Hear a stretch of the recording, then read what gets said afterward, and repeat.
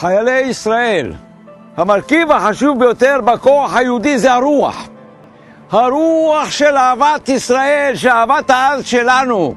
אהבת ישראל הוכיחה את עצמה ברוח של המכבים, ברוח של אברהם שעם 318 חניכים גירש את 4 המלכים הזרים שכבשו את הארץ. הרוח של יהודה המכבי, הרוח של לוחמי תש"ח, הרוח של חבריי שלחמו איתי, נדונו למוות, עלו על גרדומים, אבל כל פעם שנופלים לנו לוחמים, ההחלטה שלנו זה להכות באויב עוד יותר, שישלמו מחיר על כל יהודי שנופל.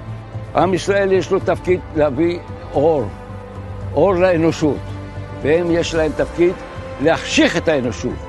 עם האור שלך תאיר את הדרך לגאולה, ועם האור שלך אני בטוח שהאויב ישלם כל כך הרבה על מה שעולה לנו, ואתה תיקח חלק בתשלום הזה שנגבה מהם.